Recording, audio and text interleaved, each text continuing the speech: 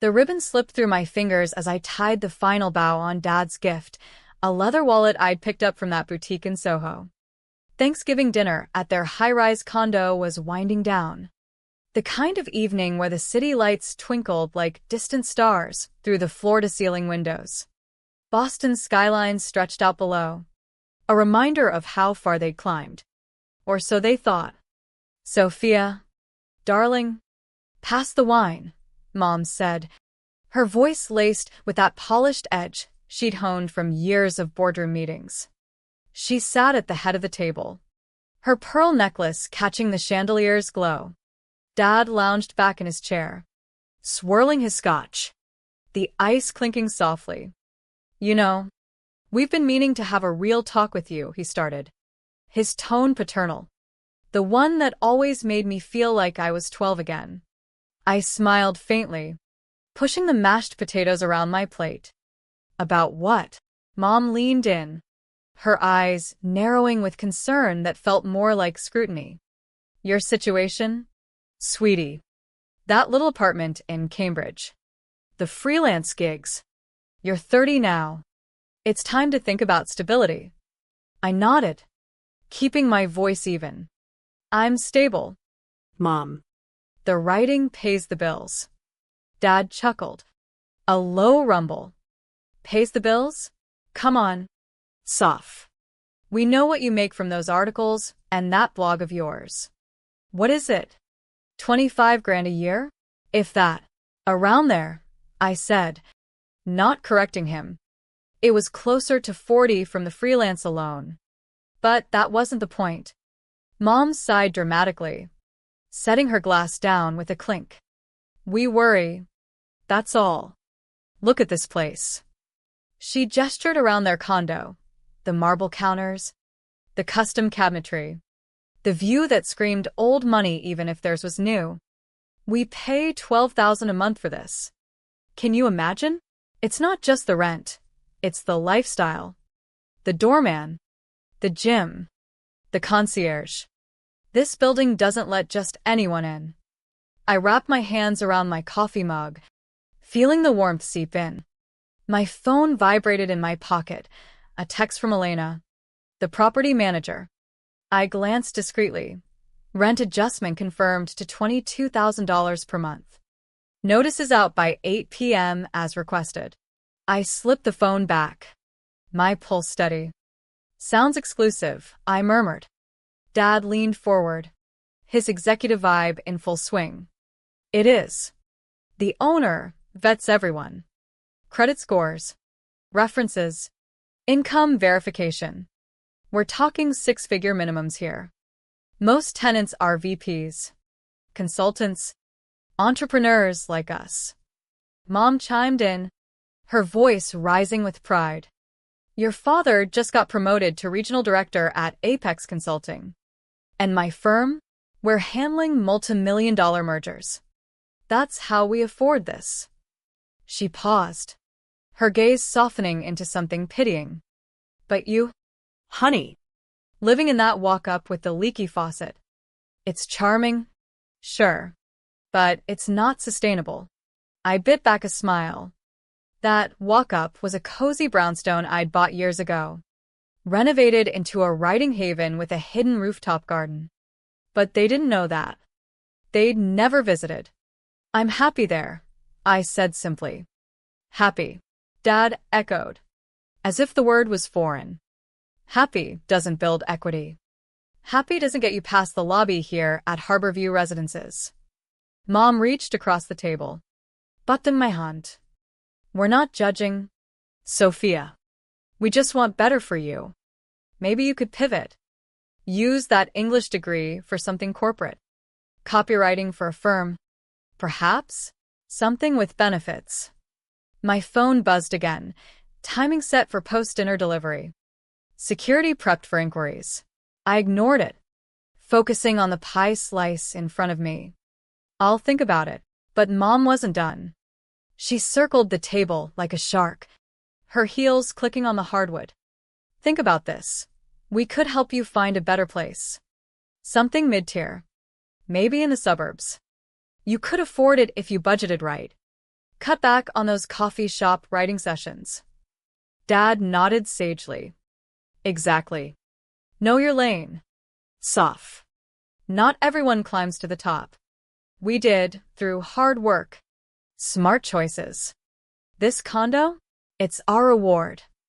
I could feel the slow burn building inside, the years of their subtle digs accumulating like kindling. They'd always seen my writing as a hobby, my independence as rebellion. Never mind the book deals I'd landed under a pseudonym, the royalties that funded my first property investment at 25. Your reward, I repeated softly.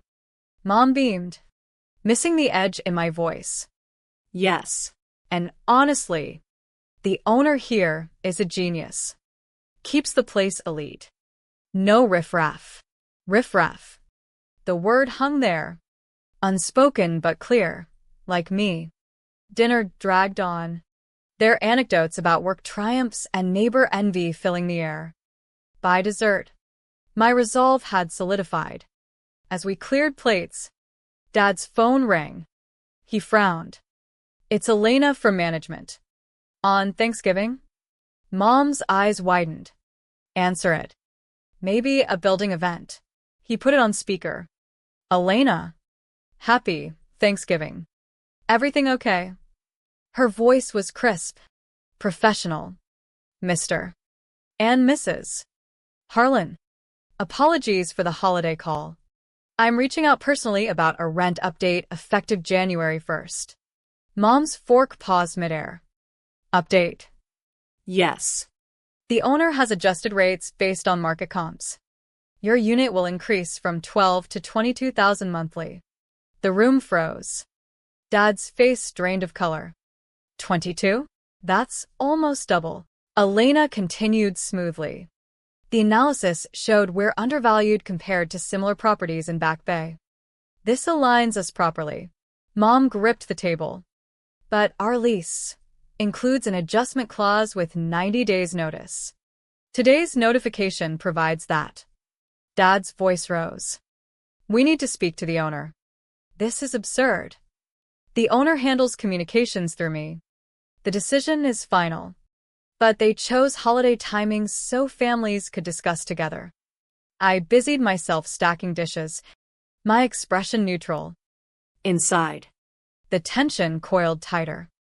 This was my call, the notices timed for maximum impact. A mirror to their condescension. 22,000, Mom whispered, her poise cracking. That's. We can't. Dad ended the call, slamming his phone down. This is greed. Pure greed. I turned from the sink. Sounds like market reality. Mom whirled on me. Reality? Sophia. This could ruin us. The irony hung thick, but I let it simmer. The slow build toward the inevitable explosion. The silence after the call was thick, like fog rolling in off the harbor. Mom paced the living room, her hands fluttering like trapped birds.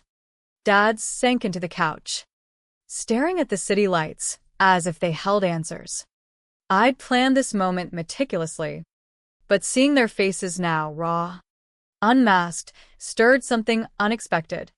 Not regret. Exactly. But a quiet ache. What are we going to do? Mom's voice cracked. All her earlier confidence evaporated. She stopped pacing and looked at Dad. Our budget. With the car payments, the club membership, your golf trips. Dad rubbed his temples. We'll figure it out. Maybe negotiate. Or look for something else. I leaned against the counter, arms crossed. Earlier you said successful people adapt. Find solutions. Mom shot me a glare. This isn't the time for quotes. Sophia. We're talking real money here. Real money, I echoed. Like the kind you said I didn't have. Dad waved a hand dismissively. That's different. You chose a creative path. We built careers. The dig landed, but I absorbed it, letting the pressure build. My writing wasn't just a path, it was a highway. That first novel, published under Alex Reed, had sold 500,000 copies. The film rights alone bought me the Harborview Residences outright, a 40-unit gem I'd flipped from rundown to ritzy. But they didn't know. They dismissed my scribbling for years. Mom resumed pacing. Elena said it's building wide. Everyone's hit. But us? We can't swing 22 grand a month. Not with my client list thinning. I watched her. The woman who'd lectured me on fiscal responsibility while maxing out credit cards on designer bags. Maybe cut back, I suggested mildly. Budget better. Like you told me. She stopped dead. Are you mocking us? No, I said softly. Just repeating advice. Dad stood, his face reddening. Enough. Soft. This is serious. We might have to move. Downsize. The word hung there, downsize. To their level of horror. It meant anything below penthouse. Where to? I asked innocently. Somewhere modest? Like Cambridge? Mom's eyes flashed. Cambridge? That's your neighborhood. We can't live like that. Why not? My voice stayed calm. But the tension ratcheted up. You said I should know my place. Maybe this is yours now. Dad pointed at me. Watch your tone. We're your parents. Parents. The word twisted inside me. Parents who'd skipped my book launches, they thought they were just readings. Who'd never read a single piece I'd published. And I've listened to you all night, I replied. About my failures. My low-rent life. Mom threw up her hands. Because we care. We want you to succeed. Succeed like you? I asked. The words slipping out sharper now. With a condo you might lose? The room pulsed with unspoken truths. Dad's phone buzzed, texts from neighbors. No doubt. The notices had hit. This owner, he muttered. Some faceless tycoon. Jacking up rents on a holiday. Heartless. Mom nodded furiously. Who does that? Ruins families for profit. I pulled out my phone, opening the email chain with Elena. Maybe the owner has reasons. They both turned. Reasons? Dad scoffed. Like what? I held up the screen. The header clear. Sophia Harlan. Owner. Harborview Properties, LLC. Like teaching a lesson. Time stopped. Mom's hand flew to her mouth. Dad blinked. Once. Twice. What? What is this? What it looks like, I said. My voice steady despite the storm inside. I own the building. Have for 5 years. Mom stumbled back, catching herself on the couch. Impossible. You. You're a writer. I am, I confirmed. A successful one. My first book deal was 7 figures. I invested in this place, bought it cheap, renovated it, turned it profitable. Dad's knees buckled. He sat hard. But your apartment. Your car. Choices, I said. I live simply, because I want to. The brownstone? Mine. The vintage sedan? Reliable. No need for flash. The revelation hung there, heavy, waiting for the explosion. Mom's face crumpled. You're rich. Wealthy, I corrected. Books. Royalties. Properties. My net worth tops 50 million. This building alone nets 500,000 monthly. Silence. Then Dad's whisper. The rent hike. You did this.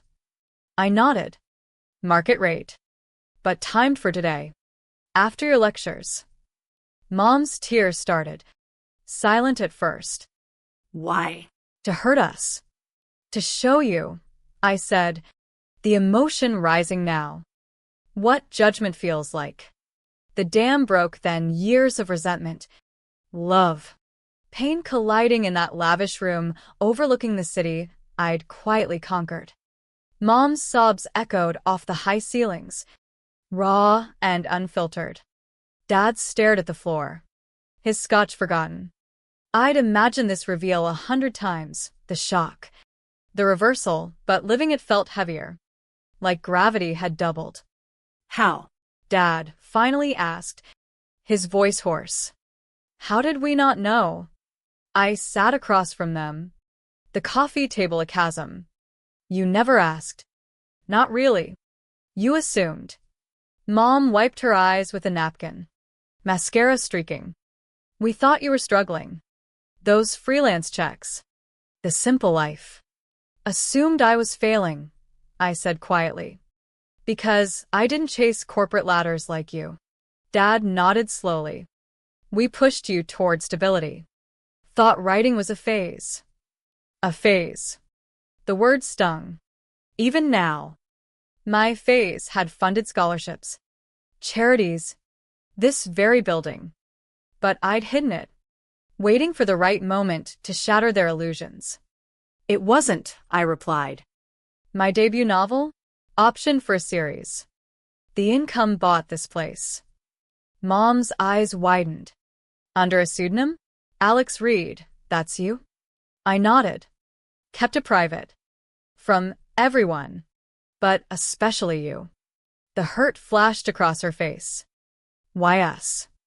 Because every visit, every call, it was judgment. Get a real job. Stop dreaming. I built an empire while you pitted me. Dad rubbed his face. We were wrong. God. So wrong. The admission hung there, a fragile bridge. But the tension still simmered. The hike, Mom whispered. You could have told us any time. I did now, I said. When it mattered. She stood, pacing again. Mattered? To humiliate us. To mirror you, I countered, my voice rising. You spent dinner reminding me I'm beneath this life. Now feel it, Dad intervened. Soft. We get it. The point lands. But Mom wasn't done. So what? We lose our home? Prove you're superior? Superior. The word twisted the knife. No, I said, emotion choking me. I want understanding. Respect. Silence fell, thick with regret. Dad spoke first. I'm sorry. For dismissing your passion. For not seeing you. Mom stopped pacing. Tears fresh. Me too. We failed you. The explosion came then, not anger, but release. I stood, hugging Mom as she broke down. I love you, she sobbed. Proud. So proud. Dad joined, his arms strong. You're brilliant. We were blind. We stood there, the city humming below. I pulled back. The hike stands for the building. But your unit stays at 12 grand. 5-year lock. Their relief was palpable. Conditions, I added. Attend my launches. Read my books. Value my path. Anything, they chorused. The shift was tangible, the power dynamic realigned. But with hope. We talked then. Really talked. About my deals. My investments. Dad marveled at the portfolio. Diversified genius. Mom scheduled alerts for my events. As night deepened, the emotional weight lifted, leaving space for healing. The conversations stretched into the night. The Thanksgiving leftovers forgotten on the counter. Mom brewed fresh coffee, her hand steadier now, while Dad scrolled through the files I'd shared, property deeds, royalty statements, investment logs. His eyes widened with each page. Sophia, this mixed-use development in Fenway. You own that. I nodded, sipping my mug. Bought it 2 years ago. Retail below. Lofts above. Steady returns. Mom sat beside me, her expression a mix of awe and remorse. And the books. How many under Alex Reed? 5 novels. 3 short story collections. The latest ones being adapted for streaming. Dad whistled low. We're idiots. Absolute idiots. The word hung lightly now. The earlier storm passed. But echoes remained, the years of their doubt. My silent building of walls. Not idiots, I said softly. Just focused on your world. Mom reached for my hand. Our world was narrow. We measured success by titles, salaries, and addresses, Dad added ruefully. This condo. We bragged like it defined us. I glanced at the windows. The lights twinkling. It doesn't. What you build quietly does. We delved deeper then into my journey. The late nights writing in college. The rejection letters. The breakthrough deal that changed everything. I invested smart, I explained. Real estate for stability. Writing for soul. Mom's eyes teared up again. We should have supported that soul. Dad closed his laptop. From now on, we will. Tell us how. Simple things, visits to my brownstone, feedback on drafts, presence at signings. They agreed eagerly. The shift genuine. But doubt lingered in me. Was this fear-driven? Or real change? The rent exception, I said. It's not charity. Earn it. They nodded solemnly. As midnight approached, Mom hugged me tight. Thank you for the lesson. We needed the wake-up. Dad clapped my shoulder. You're the success story here. Always were. Walking to the elevator. The lobby's elegance, my design choices, felt affirming. The doorman nodded knowingly. Outside, my old sedan waited, a symbol of my grounded life. Driving home, the city blurred, thoughts swirling. Had I been too harsh? Or just right?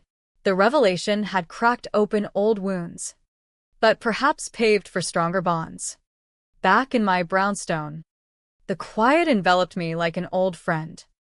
I climbed to the rooftop, the garden lights flickering softly, Boston's skyline a distant echo. The day's emotions crashed over me, the build-up, the confrontation, the fragile reconciliation. My phone buzzed, Elena confirming the building-wide adjustments. Complaints, minimal. Unit 1201, there's exempt. I replied, thanks, then sat in the chill air, reflecting. Parents and children, tangled in expectations. They'd seen me as the dreamer, the underachiever, while I amassed a fortune in shadows. The reveal wasn't just about money, it was about visibility, respect. Would they change? Early signs said yes, texts already pouring in, Mom linking to my books, Dad proposing a property tour. But time would tell. Morning came with coffee and writing, my routine unbroken. Weeks later, at my next launch, they showed front row, engaged, proud. Mom gushed over chapters, Dad networked for me. The dynamic evolved. Judgment replaced by curiosity. Yet the story lingered. A quiet haunt. How many hide their light to avoid the glare? How often do we judge without seeing? Success isn't the penthouse view, it's the inner empire, built brick by unseen brick. And family? It's learning to celebrate each other's empires, no matter the facade. In the end, the greatest wealth is understanding. Hard-won and irreplaceable.